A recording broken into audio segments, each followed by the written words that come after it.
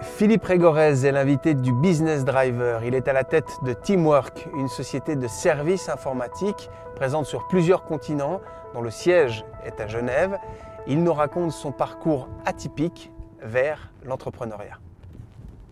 Alors Philippe Régorez, où avez-vous grandi? Alors j'ai grandi dans une ville qui s'appelle Crangeovrier, qui est en Haute-Savoie, qui est une commune, on va dire, populaire. Donc j'y suis né en 1965. Vous avez donc 50 ans cette année? Voilà, 50 ans, il y a quelques jours, il y a une semaine. Expliquez-nous un petit peu vos centres d'intérêt quand vous étiez enfant.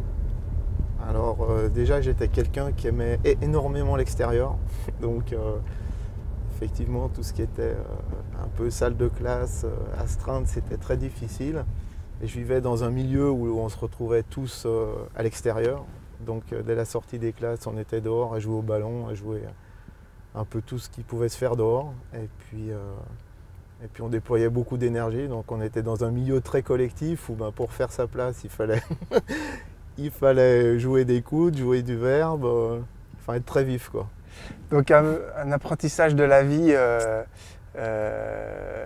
avec les camarades, assez autonome, énormément, ouais. Avec des camarades plus grands que vous qui... Ouais, alors effectivement, avec tous les rapports qu'on peut avoir avec les grands dans ces quartiers-là, où pareil, il y a des relations des fois qui sont un peu dures, un peu physiques, hein, ouais.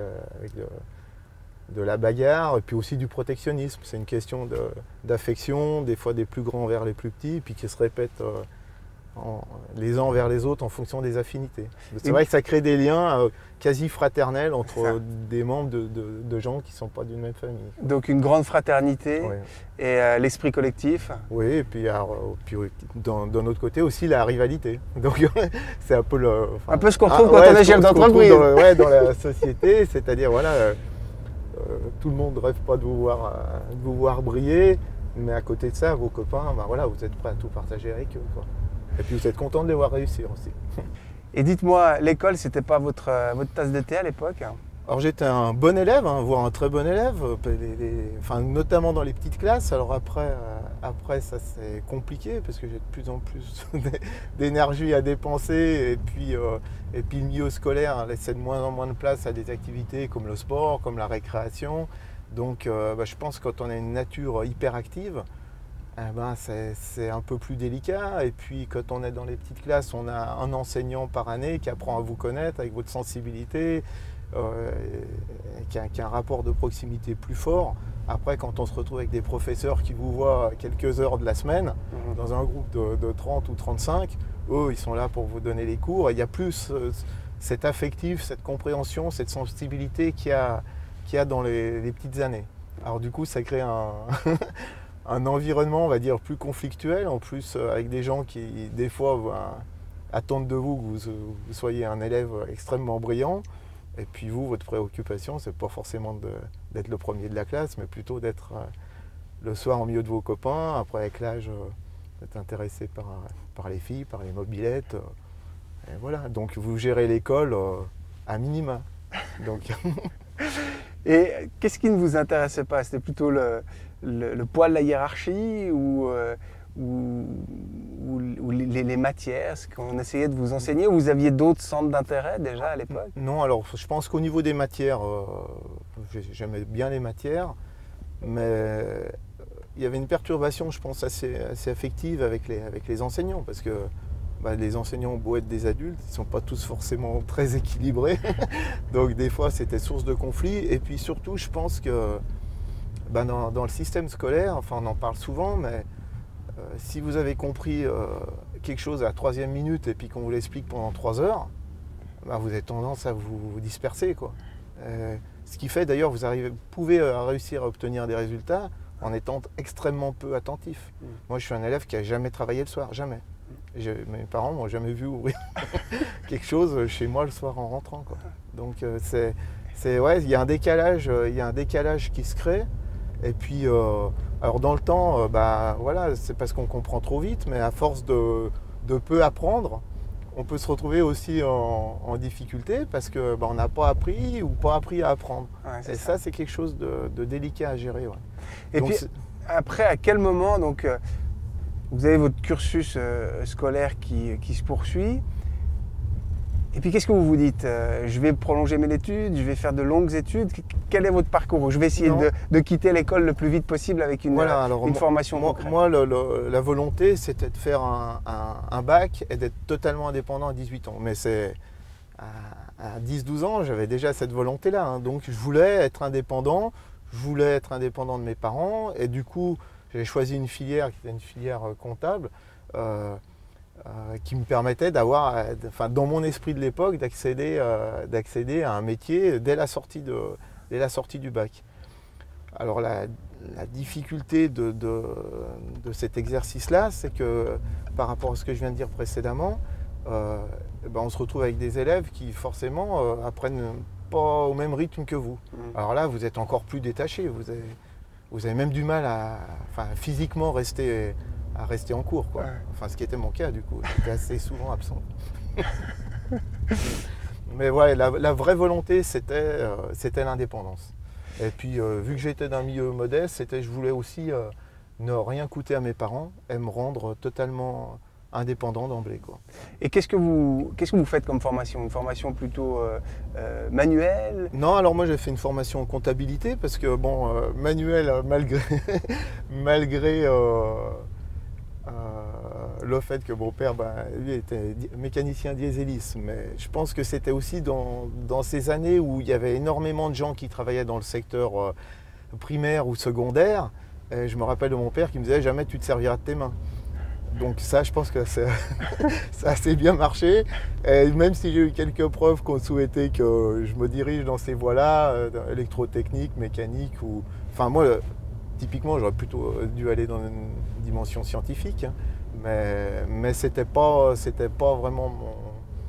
Je m'y trouvais pas de qualité, quoi, pour aller dans le monde manuel. Donc c'était plutôt un monde intellectuel où, tout ce qui était mémorisation, élasticité cérébrale, je veux dire, j'ai jamais rencontré le moins de soucis. Donc c'était plutôt des secteurs faciles, on va dire, mais peut-être un peu trop, dans la voie que j'ai choisie, qui était un peu trop facile.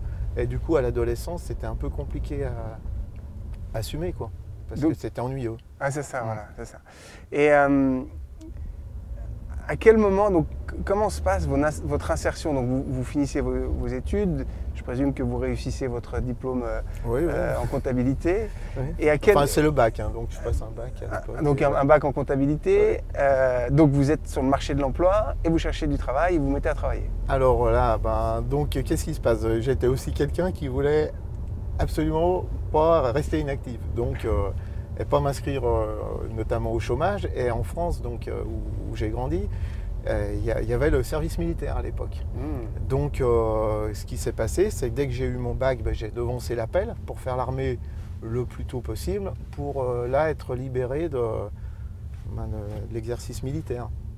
Et donc là, j'ai fait une multitude de petits boulots. J'ai travaillé sur un parcours gymnique à pousser des poubelles, des brouettes de cailloux. Après, j'ai travaillé aux Galeries Lafayette, au rayon de Noël, mais plein de petits boulots jusqu'à ce que je parte à l'armée. Et voilà. Et l'armée, par contre, ça a été un moment très très formateur pour moi, parce que donc quand j'ai fait les sélections là, à Lyon, il y avait des tests psychotechniques et je me suis retrouvé donc à Saint-Cyr-Coët-Quidan dans une promotion d'élèves officiers. Ouais. Et là, je me suis retrouvé donc très jeune, hein, j'avais tout juste 18 ans, à côtoyer des gens qui étaient beaucoup plus âgés que moi, dans un cadre qui, lui, pour le coup, était très établi, hein, beaucoup plus autoritaire que le milieu scolaire. Ouais. Donc il m'allait finalement parfaitement, parce que c'était un milieu en plus, quand on avait de l'énergie, les gens se chargeaient de tester vos résistances. Mais c'était pire que ça, c'était tester vos résistances au maximum. Donc là, il fallait, non seulement il fallait en avoir l'énergie, mais il fallait aussi être résistant. Et puis le jeu, c'était un peu de vous fatiguer et de vous pousser à bout. Donc moi, c'est un exercice qui m'est allé parfaitement. Je me suis bien adapté. Et puis quelque part aussi, il y avait un côté aussi apprentissage, hein, parce qu'on apprend tout un tas de choses liées au monde militaire. Ouais. Comment vous arrivez après, déjà ici en Suisse, et puis dans le monde de l'informatique, tout simplement. Donc déjà, j'ai fait mes 2 années d'expérience à Rumilly, et puis un jour, j'ai un ami, enfin un collègue, hein, celui qui était rentré en même temps que moi, qui m'a transmis une offre d'emploi sur Genève. Et le hasard a fait que le mercredi soir, je crois, je suis allé à une réunion d'officiers de réserve sur Annecy. C'est la première à laquelle je participais. J'y ai rencontré quelqu'un qui s'appelle Bernard Revol, qui était directeur informatique chez Charmy Technologies. Et deux jours après, il recevait ma candidature, alors qu'il n'y avait aucune...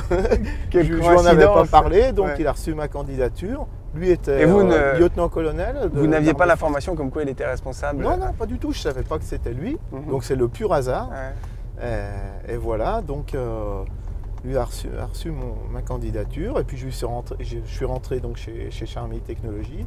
Donc là, à un niveau, ce qui était à l'époque le plus faible niveau qu'on puisse quasiment avoir dans le monde informatique. Hein, à l'époque, ça s'appelait pupitreur. Et puis... au sein de Charmy Technologies, j'ai gravi un peu les échelons. Alors là, pareil, il y a un terrain de jeu dans l'informatique qui est énorme. Pour quelqu'un qui est capable de mémoriser, de retenir, de raisonner. Il y a un terrain de jeu, là, on allait 1000 fois plus vite que dans un environnement scolaire. C'était presque un milieu débridé. Et surtout dans ces années-là, donc c'était en 87, où l'informatique était très très hétérogène. Aujourd'hui, on retrouve des solutions beaucoup plus globales. À l'époque, il y avait une multitude de logiciels qui existaient, qui n'étaient pas nés pour cohabiter ensemble, mais qu'il fallait faire vivre ensemble. Donc ça demandait beaucoup de compétences et de malice pour arriver à résoudre les problèmes, à ajuster tout ça, quoi. Et puis alors, à quel moment vous lancez dans l'entrepreneuriat? Comment ça s'est passé? Alors, dans l'épisode Charmy, il y a eu quelque chose qui s'est produit en janvier 94. Donc l'entreprise a décidé d'outsourcer son informatique. Donc là, on a été outsourcé dans une société américaine de 100 000 personnes, hein, donc, qui s'appelait ODS, Electronic Data System. Et là, on s'est retrouvé à outsourcer avec mes collègues, avec les machines, avec les contrats, avec tout.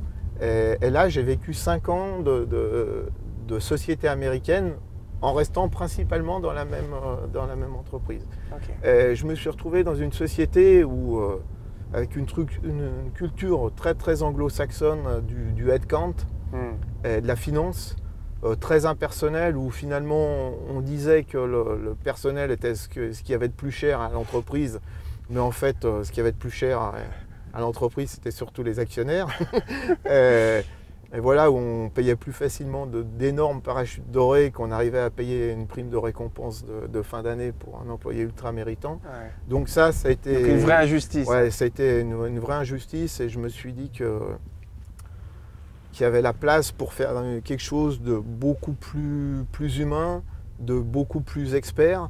En plus de cette société-là de 100 000 personnes, j'avais appris le côté marketing à l'américaine qu'on peut voir, où on a soi-disant de l'ultra-compétence, mais finalement c'est l'ultra-compétence très loin de chez soi, quoi. Donc c'est pas forcément ce qui nous arrange, et puis on a des fois même du mal à la trouver. Donc il y avait ce côté de vouloir valoriser les gens qui étaient dans mon entourage, dont la plupart étaient très très très bons, et puis de se dire qu'il y avait quelque chose à réussir de local, et très très orienté vers les gens, et puis pas obnubilé par ce côté financier, et puis par ce côté un peu cow-boy, d'avoir, on gère pas des gens comme on gère un troupeau, quoi.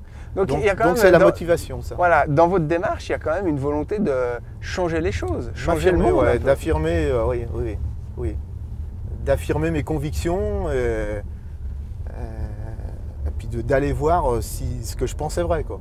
Parce que c'est comme toujours, hein, ce qu'on pense, on peut le penser, mais tant qu'on n'a pas expérimenté, pas grand-chose tant qu'on ne sait pas si c'est vrai. Tout le monde, le verbe, le verbe est très facile, mais je pense que le meilleur moyen de savoir, c'est d'aller voir. Et par contre, ça, c'est le côté positif de la société américaine, c'est que les gens osent.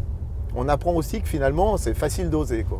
Donc alors, comment ça se passe à ce moment-là? Vous dites, ok, il faut que je teste, allez, je me lance, je crée ma société, alors à l'époque, on était 3 associés, un qui nous a un peu apporté des moyens financiers, et puis un autre qui était mon ancien responsable en Suisse. Donc on travaillait ensemble, on était très très proches l'un de l'autre, lui étant on va dire plutôt le numéro 1 et moi le numéro 2 dans cette organisation. Et puis moi en très bon soldat, hein, j'ai eu quelqu'un qui a appris, on est partis ensemble. Lui avec l'ambition de développer un pôle bancaire, Ouais. et moi un pôle autour de l'ERP sur lequel je travaillais qui s'appelait SAP. Et voilà, et donc on démarre ensemble. Et puis tout de suite, bon, c'était des énormes journées. Hein. Ouais. Moi qui ai eu l'habitude de faire une école militaire, qui ai eu l'habitude de faire pas mal de choses qui demandaient un peu de résistance physique, Ouais. c'était des journées énormes avec énormément de déplacements. Et puis quelque part, vu que je suis quand même quelqu'un qui est finalement qui a besoin de se rassurer, donc la volonté d'engranger des clients, du chiffre d'affaires. Du chiffre d'affaires, Ouais. voilà, pour que l'entreprise qu'on allait créer soit la plus solide possible, parce que aujourd'hui encore, c'est le seul moyen D'avancer. c'est d'avoir un portefeuille client qui soit en rapport avec le personnel qu'on gère, d'avoir des moyens financiers qui sont en rapport avec les ambitions et les contraintes qu'on veut se donner, ouais, et d'avoir un personnel qui à la fois profite et participe à l'effort commun, quoi. Et vous avez toujours su que vous alliez un jour devenir entrepreneur? Oui, ou... oui. Ah oui. Ouais, de la même manière, c'est assez rigolo. Hein, Ouais. C'est de la même manière que je me disais que je travaillerais à 18 ans. Je m'étais dit que j'allais créer une entreprise, mais pareil, assez jeune, hein, 12 ans. Que j'allais créer une entreprise et que je le ferais entre 30 et 35 ans. Ah, c'est chouette ce que vous dites, parce que souvent, certains entrepreneurs qui ont réussi à mettre en place des choses, qui ont réussi des projets de vie, des projets professionnels également, nous disent non, je n'avais jamais pensé que je deviendrais un jour entrepreneur. Ça fait un peu malgré moi. Donc c'est vraiment intéressant dans l'aspect mentalisation, le fait que vous ayez eu cette vision à 12 ans, un jour j'aurai ma société à 35 ans, et finalement que vous ayez réussi à le réaliser. Enfin, alors c'était pas une obsession. C'était pas une obsession d'y arriver. Ouais. Mais c'était une obsession, enfin pas une obsession, mais c'était une vraie volonté d'y aller. Ça. Et pourquoi je me disais entre 30 et 35 ans? Parce que j'observais les gens autour de moi et je me disais, voilà, puis j'écoutais les gens discuter, notamment dans les milieux ouvriers, parce que pas mal aussi avaient créé des affaires. Ouais. Et je me disais que c'était le moment où j'aurais appris suffisamment et que j'aurais encore suffisamment d'énergie pour pouvoir développer tout ce qu'il fallait avec un maximum de chances de réussite. Est-ce que vous avez, avec du recul, le sentiment que cela vous a permis de ne pas griller les étapes, de ne pas être trop impatient dans cette entreprise-là? Oui, je pense que j'ai côtoyé pas mal de gens qui sont partis beaucoup plus jeunes que moi, mais déjà le management des personnes, ça s'apprend. Apprendre à gérer des gens, en plus dans un milieu particulier comme l'informatique, je dirais gérer des gens en général, ça s'apprend, il faut apprendre à connaître les gens. Le fait d'avoir démarré assez bas dans les échelons, ça permet aussi de se forger une culture avec l'ensemble des strates nécessaires aux fondations d'une entreprise. Donc, et puis quand on part par soi-même, je pense que soit on profite de quelque chose de particulier, ou alors il faut être animé par une énergie, une énergie créatrice qui emporte tout. Mais moi, j'avais cette sensation de faire quelque chose de plus posé. Avant de parler de votre style de management, j'aimerais juste avoir votre avis, votre sentiment sur l'opportunité du produit que vous avez commencé à commercialiser. Vous nous parliez de SAP. Vous êtes arrivé au moment où cet ERP commençait à se déployer. Est-ce que vous mettez cela sur le compte de la chance, ou au contraire sur votre capacité d'innovation, sur votre veille technologique que vous faisiez à l'époque? Non, alors c'est de la chance. C'est de la chance parce que... Toutes ces questions pour ça, là c'est de la chance. Non, mais parce que SAP, donc c'est pas moi qui l'ai fait, hein, c'est une société allemande qui est aujourd'hui leader mondial dans le monde on va dire, des entreprises, quoi. Ouais, Et donc ouais. c'est un produit, et c'est EDS qu'il a proposé à Charmy et qui a fait une promesse d'installation dans un délai très court. Bon, il se trouve que ça a pris 4 ans. Et donc j'ai eu la chance, parce qu'il y a eu finalement c'était quelque chose d'assez négatif. Mais plusieurs fois dans ma vie, c'est arrivé des choses qui de prime abord vous paraissent négatives. Que vous tournez en positif. Et puis qui finalement, avec le recul, ont été des éléments extrêmement importants dans ce qui vous est arrivé. Ouais. Et donc j'ai eu la chance, à travers cette proposition faite par EDS à Charmy, de pouvoir apprendre le logiciel. Et puis il se trouve qu'aujourd'hui, on était au tout début du produit, et il se trouve qu'aujourd'hui c'est le leader mondial. Donc finalement je suis parti sur le bon cheval, Ouais, sans même le savoir. D'ailleurs au début ça me faisait assez râler parce que tout ne fonctionnait pas bien. Alors entre le discours marketing et la réalité du terrain, voilà, j'ai passé énormément de nuits, énormément de week-ends à faire fonctionner la solution, et puis voilà, j'étais un peu seul. Par contre c'est ultra formateur. Quel est votre style de management? Est-ce que vous êtes plutôt dans la responsabilisation ou dans le management plutôt pyramidal? Non, alors moi, la méthode Teamwork, c'est presque la pyramide inversée. C'est-à-dire que quand on est dans ma position, on est au support de ces leaders qui eux-mêmes sont au support des gens. Donc, sans être démagogique, hein, je veux dire, mais c'est vraiment, je cherche moi à avoir des gens particulièrement responsables, particulièrement autonomes, qui puissent faire preuve d'initiative. Tous ces gens-là, tous ceux qui portent ces qualités en eux, si on ne leur permet pas de s'exprimer, ils vont être frustrés.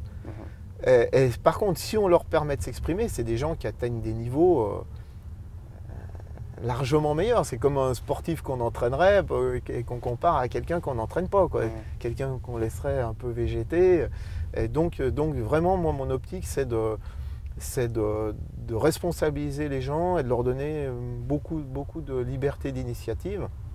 D'ailleurs, dans la structure Teamwork, tous les team leaders, et moi y compris, hein, jusqu'à 12 ans après le démarrage de la société, avec 200 personnes, j'étais capable quasiment de travailler en consulting, en tout cas 60% du temps. Donc, et puis les années précédentes, c'était 100%. Et la structure que j'ai créée, c'est d'avoir des team leaders avec des petits groupes qui sont tous des experts de leur métier. Donc ils travaillent avec des gens qui font le même métier qu'eux, ils sont parmi les meilleurs dans leur métier, avec souvent des aptitudes sur la communication, sur le management. Mais c'est une vraie volonté de ma part. Et d'ailleurs, chez moi, enfin, y compris mes adjoints aujourd'hui, dans chacune des entités, ils sont entre 60 et 100% en clientèle. Pourquoi? Parce que quand on s'éloigne du terrain, on a tout de suite tendance à se voir meilleur qu'on l'est. Et puis avec le temps, en plus, on perd le sens des réalités. Et dans l'informatique, où on est dans un milieu extrêmement changeant, si on s'en éloigne, je dirais que je comprends qu'il faille s'en éloigner à un moment donné, mais je dirais que je vois plutôt le plus tard possible, vers la cinquantaine. S'en éloigner à 28 ans, j'ai franchement un doute sur la capacité réelle de management, quoi. Alors vous, dont le papa était dans la mécanique, on pourrait clairement dire garder les mains dans le cambouis et avoir un petit peu cette attache à la réalité, avec une vraie valorisation pour l'axiocratie d'une certaine manière. Oui, c'est ça. C'est ça, et puis même aujourd'hui, hein, c'est vrai qu'on me l'a souvent dit, on me l'a répété, mais je ne sais pas combien de fois, que je serais incapable de me détacher du terrain. Et en fait, je m'en suis détaché parce que j'ai un sens de l'utilité collective et qu'il faut que, mon rôle, il est d'être là où je suis et de m'occuper de ce dont je m'occupe, c'est-à-dire. Mais c'est quoi? C'est un peu une angoisse de perdre, perdre le lien, de perdre les notions à la réalité? C'est que je pense que quand on arrive à être performant ou très performant dans un secteur, on n'a pas envie de s'en détacher totalement. Donc le milieu de la technique, ça pourrait être n'importe quoi, un milieu artistique, sportif. Et du coup, on a quelque part des fois envie de continuer à s'y exprimer. Et puis quelque part, quand on s'y exprime plus, on a l'impression que qu'on a un peu vieilli, quoi. Donc on y est un peu moins. On n'est pas loin de la case départ, quoi. Je dis ça un peu en plaisantant, mais c'est une évolution. Et puis de temps en temps, on aimerait bien y retourner un peu. Est-ce que ce type de management est le reflet de votre personnalité? Est-ce que vous avez ce sentiment-là? Oui. Donc c'est-à-dire proche des gens? Oui. Ouais, moi j'adore vivre au milieu des gens. Ça vient certainement de mon enfance, hein. Mais vivre au milieu des gens, c'est mon truc, quoi. Comment vous transmettez vos valeurs, votre savoir auprès de vos collaborateurs? Ça passe par des discussions, par la mise en place d'un système de formation. Comment ça se passe? Il y a quelque part des couples qui se forment, je veux dire, ou des oppositions qui se forment entre la détermination et l'obstination. Donc il faut savoir être déterminé pour ne pas lâcher trop vite, mais pas être obstiné pour ne pas lâcher trop tard. Il faut garder les pieds bien sur le terrain, il faut être fluide. Pas aller, plus on gère un environnement complexe, plus on doit avoir de la fluidité. Ouais. Parce qu'on ne peut pas aller s'accrocher sur ce qui n'a pas d'importance. C'est facile d'avoir l'épiderme un peu chatouilleux et puis de s'énerver. Non, je pense qu'il faut... Donc ça, c'est quelque chose que j'apporte beaucoup aux gens parce que, à contrario, derrière moi, il y a beaucoup de gens qui ont des parcours très très scolaires et qui des fois veulent tout faire à la perfection et ne font pas la part des choses entre ce qui est important ou ce qui ne l'est pas. Et puis même eux, à ce moment-là, ils vont se retrouver affectés dans leurs énergies ou dans leur sensibilité et ils vont manquer de clairvoyance. Donc ça, c'est vraiment ce que j'essaye de leur apporter. Mais ça passe par quoi concrètement? Par le dialogue? Oui, c'est beaucoup de dialogue. Oui. Donc vous passez beaucoup de temps avec l'ensemble de vos collaborateurs pour dialoguer, pour parler, pour essayer de voir les points de friction et essayer d'apporter un petit peu votre je le fais à regard. mon niveau avec ceux que je côtoie directement. De toute façon, tout le monde peut m'accéder, hein, mais après, il y en a avec qui, de fait, j'ai plus d'échanges parce qu'on a plus de choses à traiter et on a plus de rencontres physiques, on va dire. Ouais. Mais après, eux aussi ont à le répéter. Et ça, je crois que c'est une question d'exemplarité et puis de respect. Il y a aussi le sens de l'écoute. Hein. C'est important, ça, que les gens se sentent écoutés. Il faut être très attentif, très participatif. Et moi, c'est de loin ma priorité. Mais il ne faut pas être démago non plus. Donc quand on décide, il ne faut pas décider pour le court terme. D'ailleurs, moi dans mon mode de management, le court terme, je m'en fiche. On parlait des motivations. Le headcount et la finance, ce n'était pas ma motivation. Aujourd'hui, j'ai eu des sollicitations pour vendre l'entreprise sans arrêt. Et c'est pas du tout, j'ai pas fait ce que j'ai fait pour dire voilà, je vends mon entreprise et je m'arrête là, et éventuellement j'en remonte une autre et puis j'abandonne tous les gens qui sont avec moi. Ouais. Donc c'est vraiment quelque chose, une aventure un peu, on va dire, un peu familiale qu'on souhaite voir durer, quoi.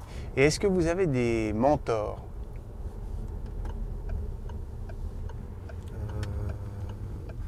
Moi, je suis très très inspiré par les grandes maisons genevoises, on va dire, qui sont restées très indépendantes, les maisons comme Rolex, comme Patek, comme Pictet, voilà, qui sont gérées par des hommes, hein, ouais.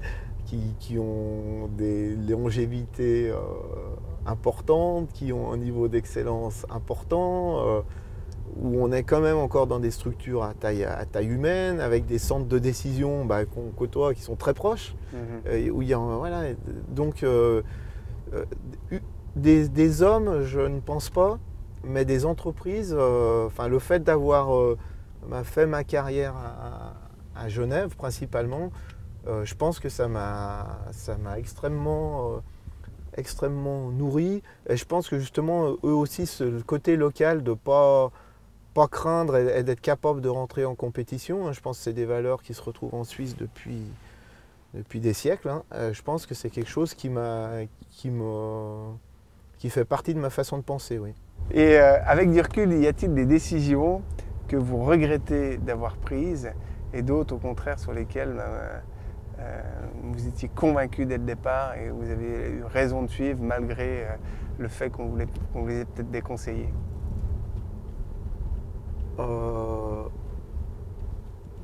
C'est délicat à dire, mais oui, je pense que enfin, j'aurais mieux fait de partir seul. Je pense que le fait de partir en association, c'est quelque chose de compliqué. C'est quelque chose de compliqué et puis on ne le vit pas forcément de la même façon quand on n'a pas la même personnalité. Donc ça, c'est quelque chose que j'aurais pu faire différemment. Je ne regrette pas, hein, parce que l'histoire s'est faite, il y a aussi des affinités, mais c'est quelque chose qui a compliqué le processus de fonctionnement. Donc vous avez lancé un projet avec vos collaborateurs de réaliser les 82 4000 des Alpes. Pourquoi avoir initié une démarche comme celle-ci? Alors déjà parce que je suis né dans les montagnes, hein, ici, donc avec... je suis un amoureux des montagnes et puis quand j'étais jeune, je me suis nourri des récits d'alpinistes. C'est vraiment quelque chose qui me passionne, la montagne. Et dans les recrutements qu'on a fait, il y a beaucoup de gens qui viennent de l'extérieur, qui sont peu aguerris ou qui connaissent peu la montagne. Donc c'était une volonté aussi de leur faire découvrir ce milieu. Et puis en 2010, un dimanche pluvieux, là, je regardais sur le fil des 4000 de Patrick Béraud, Ouais. et voilà, qui était lié à sa chute au Téchorn. Et à ce moment-là, je me suis dit, pourquoi pas essayer de prolonger son projet, mais à une échelle collective, une échelle d'entreprise. Vu que ça avait déjà très bien marché, je me suis dit, voilà, l'enjeu, c'est de faire les 82 4000. Et puis, il y avait quelque part là, une dimension de maîtrise du risque. Je veux dire, il y avait aussi, je pense, dans mon raisonnement de ce moment-là, on voyait une telle aversion au risque dans les sociétés que je me disais, mais c'est pas possible, on n'ose plus rien. On est dans un pays de montagne et on n'ose plus emmener les gens en montagne. Ouais. Et je pense qu'il y avait une motivation aussi qui était de cet ordre-là. De dire, mais le risque, bien sûr, il existe, mais si on fait les choses posément, on peut le maîtriser. Ouais. Donc, et puis j'en avais assez d'une société un peu aseptisée, quoi, on va dire. Ouais, un peu ras-le-bol, quoi. Donc il y avait ça, et puis voilà, l'idée est née comme ça. Il y a... Donc aujourd'hui, là en 2015, vous arrivez au terme de ce pari. Vous avez donc réussi à faire les 82 4000. Qu'est-ce que cette expérience vous a apporté dans votre vie d'entrepreneur, dans votre vie d'homme et dans le partage avec vos collaborateurs? Déjà, je pense que c'est tous les messages de remerciements, où on sent que les gens sont sincères. Hein, ils ont vécu des grands moments. Il y en a plein qui ont vécu des grands moments. Donc on a quelques anecdotes assez sympas. Mais voilà, il y a des gens qui ne se seraient jamais imaginés sur un 4000, mais jamais. Donc il y en a, il a mis une pancarte avec son nom pour que ses collègues comprennent bien que c'était lui, quoi. On a un autre collègue qui aujourd'hui a l'âge d'être à la retraite. Il a fait son premier 4000 il y a 3 ans, je crois que c'était le Munch. Les autres, même moi qui avais vécu à ses côtés pendant 7 ans, c'est pas le gars qu'on s'imaginait finir au sommet d'un 4000, quoi. Je veux dire, c'est l'antithèse du sportif. Il fume, il boit. et il s'est mis en tête de le faire, et il l'a fait, et il l'a fait très bien. Donc, je veux dire, il y a tout un tas d'anecdotes. Et puis après, il y a des gens performants. Nicolas Adeline, là, qui a fait des grands sommets, et lui qui était un féru de montagne, il a fait des choses grandioses, quoi. Donc il y a vraiment une diversité d'expériences, et ma plus grosse satisfaction, c'est ça. C'est qu'il y a un maximum de gens qui ont vécu qui aient vécu ces choses-là à titre personnel et avec leurs collègues. Parce que je pense qu'il y a une dimension aussi pareille, dans l'échange, on peut en parler. Il y a des choses, quand on est 6, 8, 12 heures, 15 heures sur une cordée avec quelqu'un, voilà, ça crée une intensité. Même pour moi, hein, moi je me suis retrouvé sur des cordées avec des employés. C'est le plus longtemps que j'ai passé avec eux depuis qu'ils sont dans mon entreprise, c'était en montagne. Et du coup, c'est quelque chose de très bien. Et puis moi, à titre personnel, vu que j'aime bien la montagne, je suis très content d'être allé là où je suis allé, quoi. Ça m'a fait très plaisir. Et je suis très fier. Et je dois dire qu'aussi, je suis soulagé que le projet aboutit sans aucun souci, parce qu'il n'y a vraiment eu aucun souci. Mais c'est vrai que sur les 2 dernières années, il y avait quand même un peu d'appréhension, et puis qui était assez fondée, hein, parce que ma crainte, c'était les chutes de pierre ou les avalanches. Et sur les trois dernières sorties, il se trouve que on a eu 2 fois une chute de pierre qui sont passées pas loin, c'était vraiment très, très près, on va dire même. Et puis une fois une avalanche là sur la dernière qui est passée aussi assez proche. Et enfin, c'est la dernière question, c'est le rituel dans cet entretien. Quel conseil vous pourriez donner à un entrepreneur, une entrepreneuse, quelqu'un qui veut se lancer dans l'entrepreneuriat, la chose qu'il doit absolument réaliser, à laquelle il doit absolument penser, et la chose, au contraire, qu'il ne doit absolument pas faire? Alors, la chose, on va commencer par celle qu'il ne doit absolument pas faire, je dirais, c'est de ne pas se mettre en danger. Donc, moi, je ne suis pas pour que les gens jouent le tout pour le tout. Donc, soit il n'y a pas d'autre solution. Bon, là, ça peut être une éventualité, mais je veux dire, il faut construire. Faut construire, et au moment où on se lance, il faut dire, voilà, je suis parti pour 1, 2 ans, j'essaye. Et puis si ça n'arrive pas, je reviens à ma condition initiale parce que je sais que je vais pouvoir y revenir.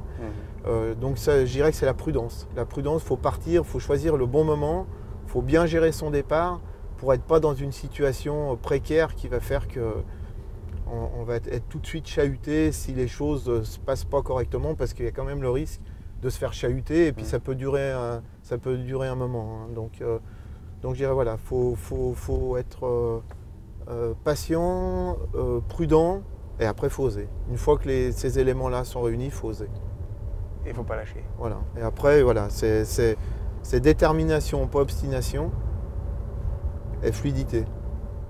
Faut être fluide. Ce qui ne marche pas, il faut l'abandonner. faut aller chercher ce qui marche, quoi. Voilà. Merci beaucoup, Philippe Régorès, pour cet entretien. Merci à vous. Merci.